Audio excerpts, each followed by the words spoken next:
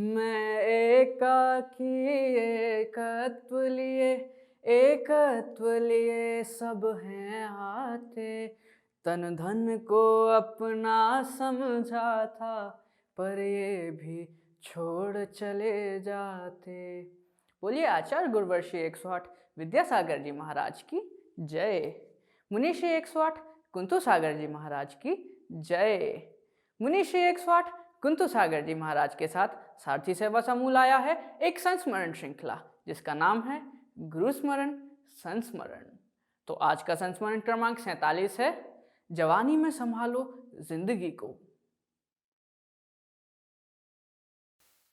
प्रायः युवा लोग किसी वृद्ध को, दुखी को या अपाहिज को देख करके हंसी मजाक करने लगते हैं, जबकि उसकी अवस्था या परिस्थिति को नहीं समझते और यह भी नहीं सोचते कि यह हमारा भविष्य है।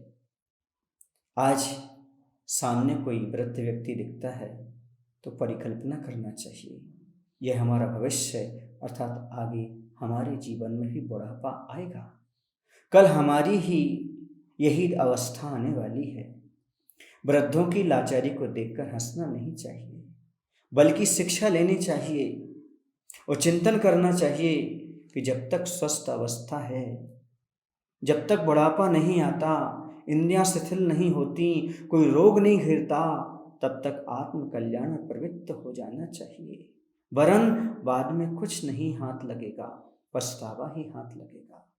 बचपन में ज्ञान प्राप्त करना चाहिए, जवानी में संयम को धारण करना चाहिए एवं वृद्ध अवस्था में समाधि लेना चाहिए, तभी मनुष्य जीवन सार्थक हो सकता है। जैसे आचार्य भगवत अपने जीवन में बचपन में ज्ञान प्राप्त किए, जवानी में संयम प्राप्त किए और अब समाधि की ओर बढ़ रहे हैं। निरंतर उनकी साधना कसाय और काय को कृष्ण करने में लगी हुई है। ऐसा ही एक प्रसंग था जब आचार्य जी समझा रहे थे कि हमारे मन वचन काय सभी में अहिंसा होनी चाहिए, इतना तक कि हमारी लेखनी में भी अहिंसा ही झलकनी चाहिए। कभी भी व्यंग्यात्मक लेख नहीं लिखना चाहिए, जिसमें किसी को कष्ट पहुंचे ऐसी भाषा का उपयोग नहीं करना चाहिए। उन्होंने कहा कि एक वृद्ध लाठी लेकर के गर्दन झुकाए हुए, पीठ नीचे किए हुए चल रहे थे। कुछ युवा मन चले लोग वहां से गुजरे और उन्होंने व्यंग में उन वृद्ध दादाजी से कहा, क्यों दादाजी, आपका क्या कुछ गिर गया है जो आप रास्ते में ढूंढ रहे हैं? चूंकि उनकी कमर झुकी हुई थी, वृद्ध थे, उन्होंने हंसी मजाक की कि दादाजी क्या आपका कुछ गिर गया है जो आप ढूंढ रहे हैं? दादाजी बड़े अनुभवी थे और उन बच्चों की बात को बुरा न मानते हुए उन्हें शिक्षा देना चाहिए और उन्होंने कहा, हाँ बेटा, हमारी जवानी गिर गई है, हम उसे ढूंढ रहे हैं। आचार्य भगवान कितनी अच्छी बात कह रहे हैं और बता रहे हैं। उन दादाजी ने उत्तर दिया कि हाँ बेटो, हमारी जवानी गिर गई है, मैं उन्हें ढूंढ रहा हूँ। बंधुओं, उन बच्चों को लगा जैसे हमने आज बहुत बड़ी भूल कर दी।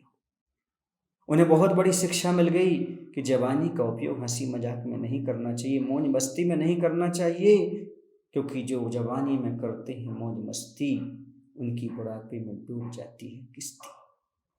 भगवान की भक्ति में, परोपकार में, आत्मकल्याण में इस जवानी का उपयोग करना चाहिए। इसी प्रकार आचार्य जी आगे बताते हैं कि हमारी लेखनी में व्यंग्यात्मक या दूसरे को कष्ट पहुंचाने वाली बातें नहीं होनी चाहिए। हमारी कलम में भी और कदम में भी फूल हों, अर्थात लेखन और आचरण दोनों में अहिंसा ही झलकना चाहिए। अहिंसा परम धर्म है। किसी को कष्ट पहुंचाना, किसी को बुरा भला कहना, किसी पर व्यंग कसना कभी धर्म नहीं हो सकता। इस बात को आप समझें। धन्य है वो गुरुदेव जो हम सभी को ये शिक्षा दे रहे हैं कि जवानी में संभालो जिंदगानी को। जो जवानी में अपनी जिंदगी को संभाल लेते हैं, फिर उन्हें जीवन में बड़ा आनंद आता है। किसी ने लिखा भी है, जो जवानी में पसीना बहाते हैं उन्हें बुढ़ापे में आंसू नहीं बहाना पड़ते। और जो बहानेबाजी में जवानी निकाल देते हैं उन्हें बुढ़ापे में आंसू बहाना पड़ते हैं। इसलिए बंधुओं, जवानी रहते हुए अपनी ज़िंदगी को संभालने का प्रयास करो। धन्य गुरुदेव जो वक्त वक्त पर सभी प्रकार के लोगों को उपदेश देते रहते हैं और हमेशा कहते हैं अहिंसा को ही परम धर्म मानो, कभी किसी को कष्ट मत दो। तो मैं कहता हूँ अहिंसा धर्म ही जिनका परम धाम है, अहिंसा धर्म ही जिनका परम धाम है, हर मानव को मानवता का पाठ सिखाना जिनका काम है, ऐसे चलते फिरते तीर्थ का गुरु विद्यासागर नाम है। गुरु विद्यासागर नाम ही बोले आचार्य विद्यासागर।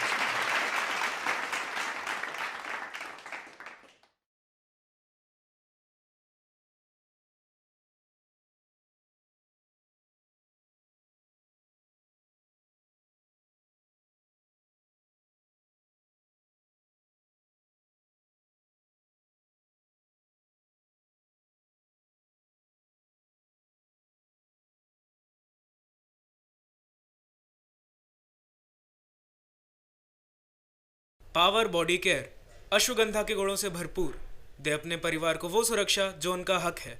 संपर्क करें 9425462862।